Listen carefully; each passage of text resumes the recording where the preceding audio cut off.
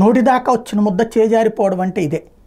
ఆ మధ్యన బైడెన్ ఇచ్చినటువంటి ఆదేశాలని ఇప్పుడు అమెరికాలోని టెక్సాస్ కోర్టు అడ్డుపెట్టింది.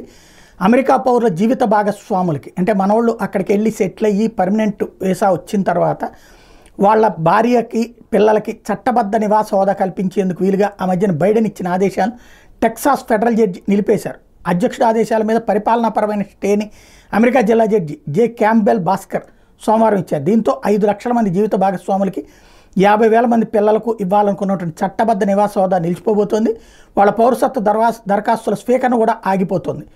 అమెరికా పౌరుల జీవిత భాగస్వాములైనటువంటి వాళ్ళకి చట్టబద్ధ నివాస హోదా కల్పించేందుకు పౌరసత్వానికి దరఖాస్తు చేసుకునేందుకు వీలుగా లాస్ట్ జూన్లో అధ్యక్షుడు జో బైడెన్ అధ్యక్ష ఆదేశాలు అంటే ప్రెసిడెన్షియల్ ఆర్డర్ని జారీ చేశారు. బైడెన్ తీసుకున్న అత్యంత కీలక నిర్ణయాలు ఇదొకటైతే ఈ దేశాలకి ఈ ఆదేశాలను రిపబ్లికన్లు అధికారంలో ఉన్న 16 రాష్ట్రాల అటార్నీ జనరల్ కోర్టులో సవాల్ చేశారు. ఇప్పటికే అక్రమ వలసదారులతో కిక్కిరిస్తున్నాం టెక్సాస్ ఈ విషయాన్ని స్పష్టం చేసింది. దీంతో అధ్యక్షుడి ఆదేశాలు నిలిపివేస్తూ జడ్జి తీర్పు ఇచ్చారు.